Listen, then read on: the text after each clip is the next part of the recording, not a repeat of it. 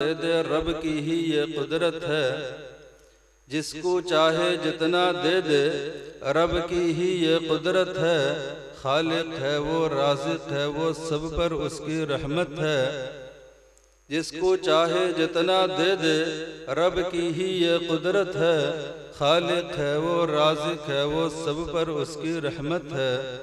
सूरज चांद सितारों को उसने ताबानी बख्शी, सूरज चांद सितारों को उसने ताबानी बख्शी। फजल है बेशक उसका फूलों में जो रंगत है।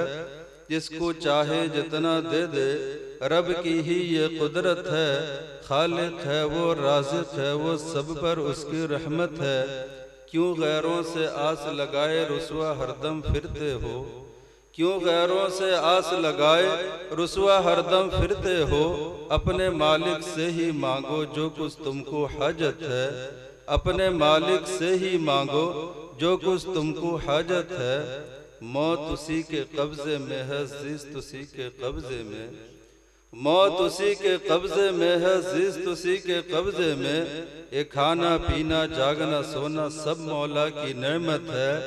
ये खाना पीना जागना सोना सब मौला की नेमत है।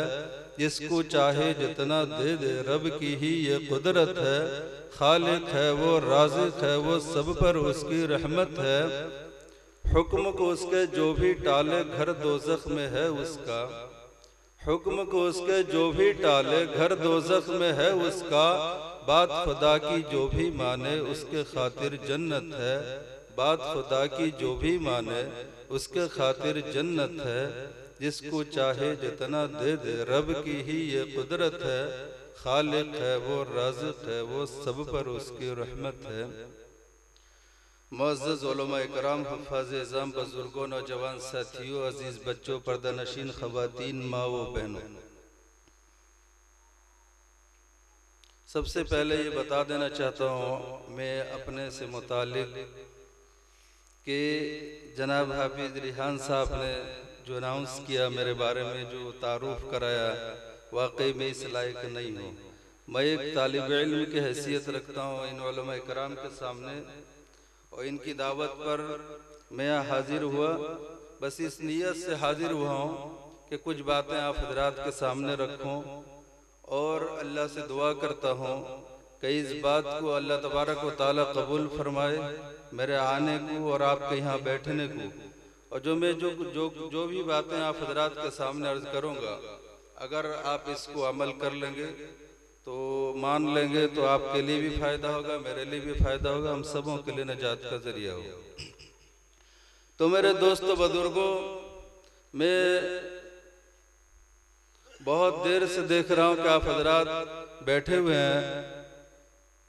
मैं आप हजरात के बारे में क्या बयान करूँ, तो वाकई आप लोग काबिल तारुफ हैं कि बहुत देर से इंतज़ार किए बैठे हुए हैं। शायद ऐसा मजमा बहुत कम मिलता है जो इतने देर से इंतज़ार में बैठा रहे, अल्लाह और उसके नबी सल्लल्लाहु अलैहि वसल्लम की मोहब्बत में।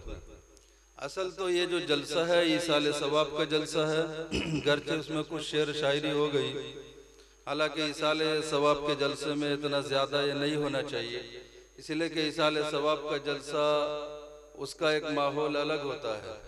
तो मैं आप हजरात को उस माहौल से निकाल के थोड़े देर के लिए इस माहौल में लाना चाहता हूँ जिस माहौल से हम आखिरत की सफ़र शुरू करते हैं।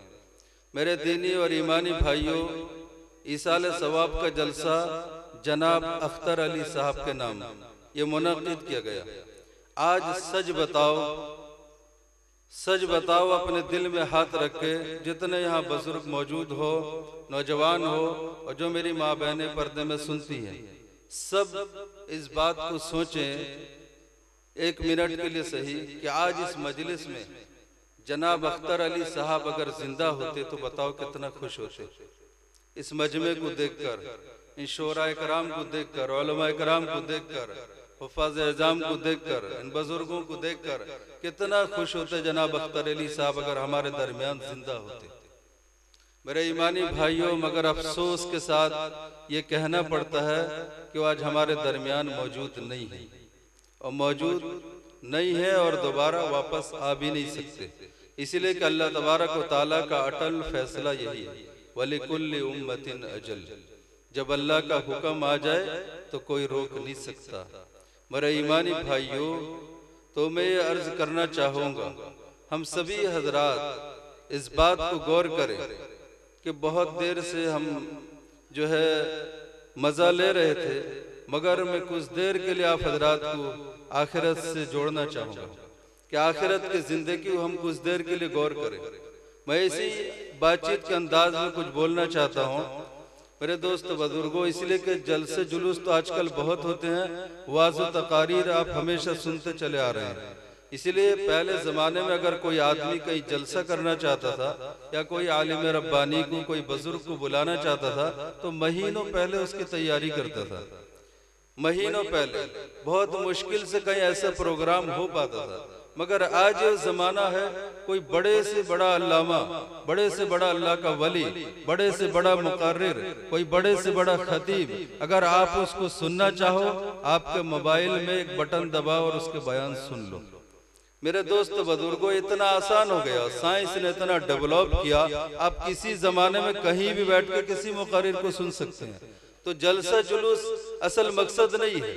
आदमी ये मकसद लेकर बैठे कि किसी मजलिस में या किसी महफिल में अगर शरीक हो तो ये सोचे कि मैं कुछ सीखूंगा और सीखने के बाद फिर उस पर अमल करूंगा, ये नियत लेकर बैठे। और ये बात तयशुदा है, ये तयशुदा आदमी जान ले कि इस दुनिया में हमें रहना नहीं है, आज नहीं तो कल, कल नहीं तो परसों हमें इस दुनिया को छोड़ना है, इस दुनिया को अलविदा कहना है। और इसकी सबसे बड़ी मिसाल मैं आपको कुरान से नहीं देता, इसलिए कुरान को हम मानते नहीं है। अगर मानते तो हमारा ये हाल नहीं होता। मैं हदीस से मिसाल नहीं देता, हदीस को हम मानते नहीं और समझते भी नहीं। अगर समझते और हदीस की कोई कदर करते तो हमारा ये हाल नहीं होता जो आज है। तो मैं मिसाल देना चाहूँगा जनाब अख्तर अली साहब से। तो बताओ, मैं सवाल करता हूँ कि जनाब अख्तर अली साहब जो दुनिया से रुखसत हो गए महीनों पहले, तो क्या उनके जाने की उम्र हो गई थी? क्या उन्होंने अपने उम्र को दुनिया में पूरी कर लिया था? मेरे ईमानी भाइयों, सच बताओ।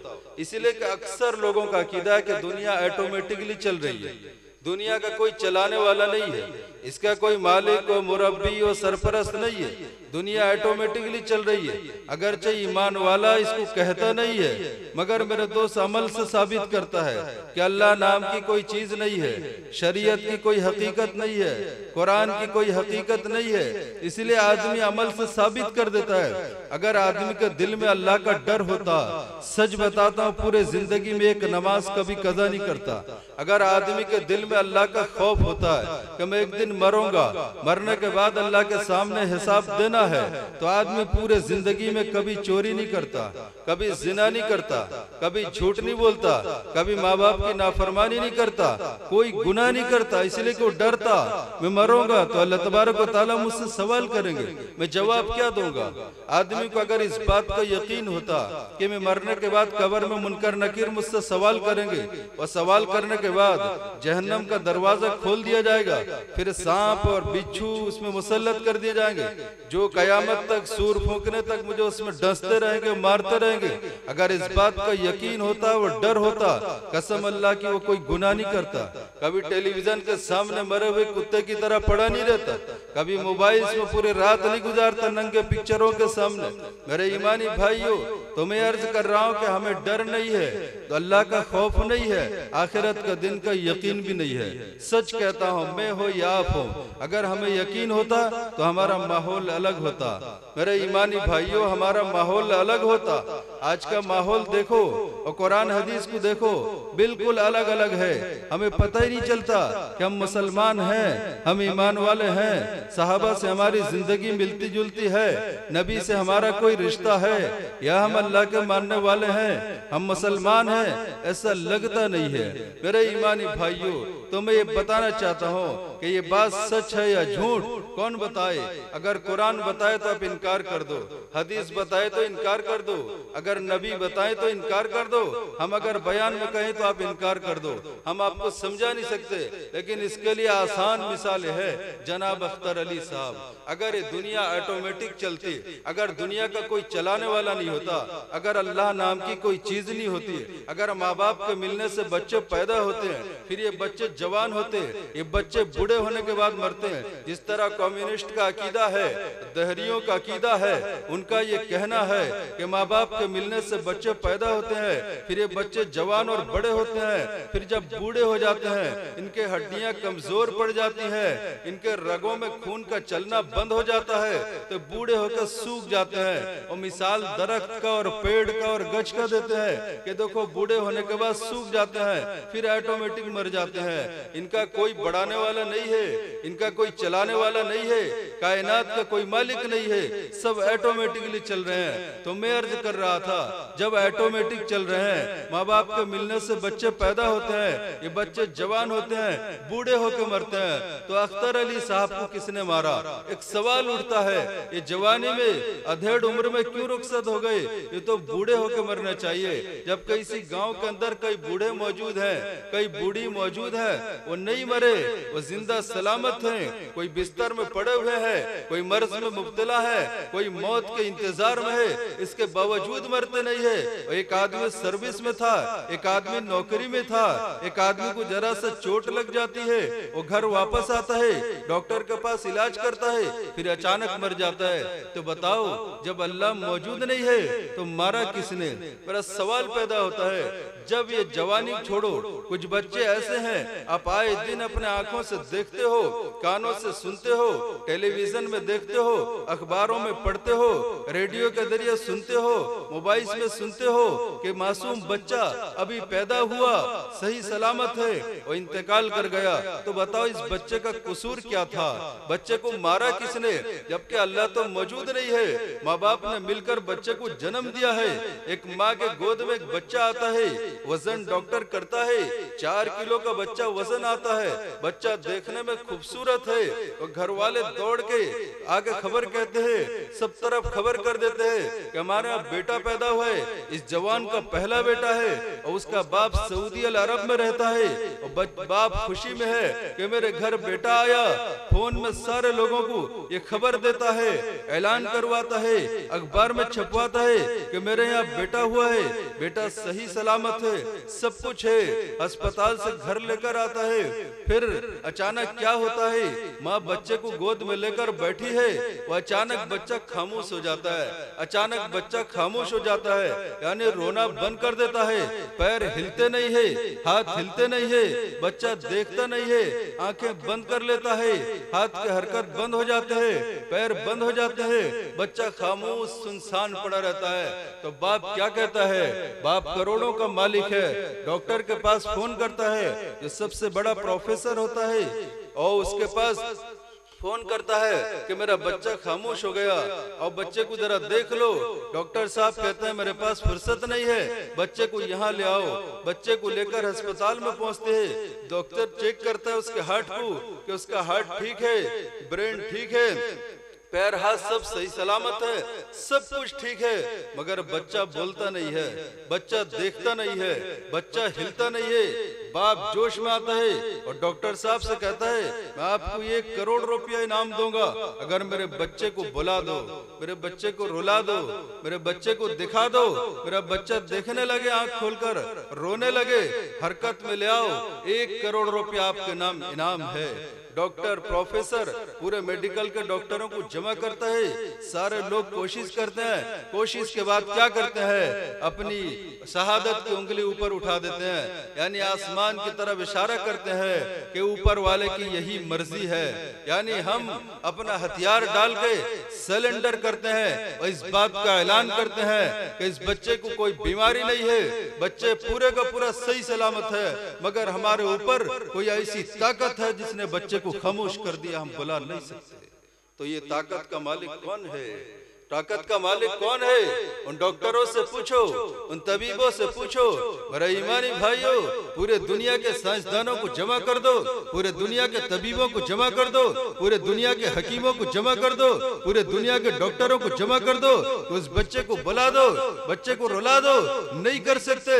मेरे ईमानी भाइयों, अल्लाह का अटल फैसला है, जब सारे लोग थक जाते हैं, अपने हथियार डाल देते हैं, अल्लाह आवाज देता है, क्या लोगों मेरे खुदाई के आगे सरेंडर कर लो, हथियार डालो और इस बात का ऐलान कर दो, इस बच्चे को मारने वाला अल्लाह है, इसके अलावा दुनिया की कोई ताकत मार नहीं सकती। मेरे ईमानी भाइयों, अकीदे को मजबूत करो। कुरान हदीस की दलील नहीं, तुमको दुनियावी मिसाल से बात समझा रहा हूँ कि माँ के गोद में मासूम बच्चा आया, जबकि ये बच्चे ने किसी का जेब नहीं काटा था, किसी का गर्दन नहीं मारा था, बच्चे ने चोरी नहीं किया था, कोई गुनाह नहीं किया था, बच्चे का कसूर क्या था? आखिर बच्चा खामोश क्यों हो गया? जब अल्लाह ने मारा, हम अल्लाह से सवाल करते हैं कि अल्लाह तबारक व तआला आप बताइए, जो बच्चा अभी दुनिया में आया इसमें तो कोई जुल्म नहीं किया था, ये मासूम खूबसूरत बच्चा बेगुनाह है, इसकी गलती क्या थी जो आपने इसको मार दिया? इसकी गलती क्या थी? अल्लाह ने जवाब दिया कि इसकी कोई गलती नहीं थी, मैंने इस बच्चे को इसलिए मार दिया दुनिया वालों को सबक देने के लिए कि दुनिया वाले ये बात को जान ले और ये मान ले कि मौत और हयात का मालिक अल्लाह है, अल्लाह के सिवा कोई मार नहीं सकता, वो अल्लाह जिसको मारने पर आ जाए कोई जिंदा कर नहीं सकता। अल्लाह तबारक व तआला का जवाब है। मेरे ईमानी भाइयों, अटल फैसला। कहां तक बताऊं? एक लड़का अमेरिका में था, मेरे ईमानी भाइयों, अमेरिका का डॉलर बहुत ज्यादा उसने कमा लिया, 4 साल तक लगातार अमेरिका में रहा, बहुत अच्छे पोस्ट में था, अरबों खरबों का मालिक हो गया। और घर आने का जब वक्त हुआ तो अपने बाप से फोन में बात किया, कहा मेरे वालिद, मैं यहाँ से नक्शा भेज रहा हूँ, यहाँ से डायग्राम भेज रहा हूँ, अब ऐसी इमारत बनाओ, ऐसी महल, ऐसी बिल्डिंग बनाओ जो पूरे गांव पूरे जिला में किसी के पास न हो। तो बाप ने कहा ठीक है, इंजीनियर को बुलाया तो उसने बताया कि 10 करोड़ से ज्यादा रुपए खर्च होंगे। कहा कोई बात नहीं, अगर 20 करोड़ भी खर्च होंगे, खूबसूरत घर होना चाहिए जो इलाके में किसी के घर के बराबर न हो, सबसे अच्छा घर हो। तो बाप ने इंजीनियर को बुलाया, मशवरे से काम शुरू कर दिया। बेटा वहां से देखता रहा, घर का काम मुकम्मल हो गया। मेरे ईमानी भाइयों सुनो गौर से, मुकम्मल हो गया। उसके बाद बेटे ने क्या कहा, अपने पसंद की कार, नई कार लेना चाहा, कहा उसको बुकिंग करवाओ। पहले से उसने बुकिंग करवाया। बच्चा आकर पहुंच गया वक्त पर, एयरपोर्ट गए, उसी गाड़ी पे लाने के लिए बच्चे को लेकर घर पहुंचे। पहुंचते ही बच्चे की शादी की तारीख भी फिक्स हो चुकी थी। पहले से अपने रिश्तेदारी में शादी की तारीख फिक्स थी, फाइनल थी, शादी होना था इतनी तारीख को। मेरे ईमानी भाइयों, तो मुकर्ररा वक्त पर उसने शादी भी कर लिया, निकाह कर लिया, बच्ची को लेकर घर में आ गया। पूरे गांव वाले आए कि इसके बिल्डिंग, इसके इमारत को देखने के लिए सबसे खूबसूरत महल बनाया था, और इसकी बीवी भी पूरे गांव में सबसे ज्यादा खूबसूरत थी। नौजवान, बिल्कुल हसीन खूबसूरत नौजवान, 30 साल का जवान था। मेरे ईमानी भाइयों, खूबसूरत बीवी को लेकर घर में आया। सारे रिश्तेदारों ने मुलाकात की, उससे मुबारकबाद दी और अपने अपने रूम में सब चले गए। रात में खाने उन्हें से फारिग होया, अपने दुल्हन के साथ अपने कमरे में चला गया। दूसरे दिन जब सुबह हुई तो माँ सबसे पहले बच्चे का ख्याल कौन करता है? माँ ही करती है। इसीलिए माँ से ज्यादा कोई मोहब्बत नहीं करता बच्चे से। माँ भी इसकी ज्यादा उम्र की नहीं थी, अधेड़ उम्र की थी। माँ ने देखा कि सुबह 7 बज गया, 8 बज गया, बच्चा दरवाजा नहीं खोलता। क्या बात है? दरवाजे पे दस्तक दी, कहा बेटे दरवाजा खोलो, 8 बज गया, अब 9 बजने को है, इतना देर, दरवाजा खोलो। बच्चे ने कोई आवाज नहीं दी। बहू को आवाज दी, बहू ने भी कोई आवाज नहीं दी। तो माँ घबरा गई कि क्या हुआ, कोई मामला ऐसा आ गया कि दोनों खामोश हैं, क्यों नहीं आवाज देते? खैर माँ ने और इंतजार किया, और इंतजार करो, 10 बज गया, दरवाजा नहीं खोल रहे हैं। तो गांव पड़ोस वालों को जमा किया, 2-4 आदमी से बातचीत की तो उन्होंने कहा कुछ हादसा हो गया लगता है। तो दरवाजा खोलना चाहिए, दरवाजा नहीं खोल पाए, बहुत मजबूत दरवाजा बनाया था, तो आखिरकार दरवाजा तोड़ा गया। जब दरवाजा तोड़ा गया तो दोनों खामोश थे। जाके जब करीब पहुंचे तो देखे बहू की सांस चल रही है और बेटे की सांस बंद है। मेरे ईमानी भाइयों सुनो, एक अजूबा दास्तान है। बहू की सांस चल रही है और बेटा खामोश है कि सांस बंद है। दो बेटा खामोश पड़ा है, इधर बहू भी बेहोश पड़ी है। बात क्या है? घबरा जाते हैं, फौरन एम्बुलेंस के जरिए से अस्पताल पहुंचाते हैं दोनों को। तो डॉक्टर जल्दी जल्दी से आके दोनों को चेक करते हैं। चेक करने के बाद डॉक्टर बताता है कि बहू जिंदा है, ये बेहोश हो चुकी है और तुम्हारा बेटा जो है ये मर चुका है। मेरे ईमानी भाइयों बताओ, ये अमेरिका में था, इतने डॉलर का मालिक, करोड़ों अरबों डॉलर का मालिक, अभी अमेरिका से आकर पहुंचा, नई गाड़ी खरीदा, नई दुल्हन को लेकर आया, एक रात भी दुल्हन के साथ नहीं गुजारने पाया। और उसी रात में जब वो दुल्हन के करीब गया, दुल्हन होश में आने के बाद सारा माजरा उसने बताया कि मेरे करीब आया, बस बातचीत कर रहा था मुझसे, अचानक उसकी सांस तेज हो गई। तेज होने के बाद वो सो गया और इंतकाल कर गया, खामोश हो गया। तो मेरे मारे घबराहट के बेहोश हो गई। जो बेहोश थी वो सुबह तक बेहोश पड़ी थी। मेरे ईमानी भाइयों ये है अजूबा दास्तान। तो मैं वहां पर सवाल करता हूँ, तो वो लड़के के बाप ने डॉक्टर से कहा, क्या मेरा बेटा दोबारा जिंदा नहीं होगा? तुम कितने पैसे लोगे बच्चे को जिंदा करने के लिए? डॉक्टर ने कहा, अगर पैसे से कोई किसी को जिंदा करता तो दुनिया में कोई मालदार कभी मरता नहीं, सब इसी तरह पैसा देकर जिंदा रहते। का ये हमारे बस में नहीं है, हम इसको दोबारा जिंदा कर दें। हमारे ऊपर कोई ताकत है जिसने इस जवान को खामोश कर दिया, हम इसको बुला नहीं सकते। मेरे ईमानी भाइयों डॉक्टर ने उसको वापस कर दिया, लेकर आए, उसको गुस्ल दिया, कफन दिया, उसके लिए कब्र तैयार की और उसको गड्ढे में लेकर डाल दिया। तो मैं यहाँ पर सवाल करता हूँ आप लोगों से कि इस रामकापुर सुंगड़ा के सरजमीन में है कोई दानिश्वर, है कोई ऐसा इल्म रखता, ऐसा कोई साइंस और टेक्नोलॉजी का माहिर जो ये बता दे कि जब वहाँ अल्लाह की ताकत नहीं थी तो इस 30 साल के जवान के पास, जिसका सब कुछ सही सलामत मौजूद था, अरबों खरबों का मालिक था, नई दुल्हन को लेकर आया था, तो बताओ किसकी नजर लग गई? जो पहले ही रात में वो बीवी के पास, बीवी से हम बिस्तर होने से पहले ही वो दुनिया से रुखसत हो चुका। मेरे ईमानी भाइयों जब अल्लाह की ताकत वहाँ पर शामिल हाल नहीं थी, जब अल्लाह की ताकत और अल्लाह की कुदरत वहाँ मौजूद नहीं थी, तो बताओ इस जवान को किसने खामोश कर दिया? तो इससे पता चलता है कि है कोई ताकत इंसान के ऊपर जो जब चाहे जिस मोड़ में इंसान को उस वक़्त खामोश कर देता है। फिर दुनिया की कोई ताकत ऐसी नहीं होती जो उसको दोबारा होश में ले आए। मेरे ईमानी भाइयों तो मैं अर्ज कर रहा था, एक ये बात है, इससे पता चलता है कि मासूम बच्चा जब मर जाता है तो दुनिया ऑटोमेटिक नहीं चलती। हमारे कोई ताकत है जो उसे मार देता है। जब ये जवानी में मरता है तो वहीं पर समझ में बात आ जाना चाहिए कि नहीं, हमारे ऊपर कोई ताकत है जो वो जब चाहे कभी मासूम को मार दे, जब चाहे तो कभी जवान को मार दे। मारने के बाद अपनी खुदाई का इस तरह से ऐलान करवाए कि ऐ लोगों, मौत का मालिक मैं हो, हयात का मालिक मैं हो। मैं अगर किसी को मारना चाहूँ, सारी दुनिया के डॉक्टर और तबीब और हकीम और साइंसदान मिलकर उसे बचा नहीं सकते। अगर मैं किसी को बचाने पर आ जाऊं, सारी दुनिया मिलकर कोई मार भी नहीं सकती। इस बात को यकीन जान लो कि अल्लाह की ताकत हमारे ऊपर है अल्लाह की कुदरत जो कभी भी हमें मार सकती है किसी हाल में। बताओ इतने लोग यहाँ मौजूद हो, सबको पता है हर चीज के बारे में, मगर किसी को मौत के बारे में पता है? अल्लाह तबारक व तआला ने इंसान को सब कुछ बता दिया।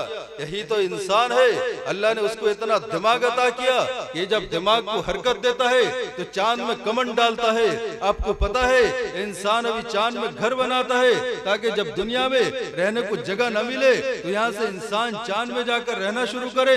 इसकी तैयारी शुरू कर दी साइंसदानों ने, चांद में मकान का बनाना मेरे दोस्त बुजुर्गों इन्होंने शुरू कर दिया है।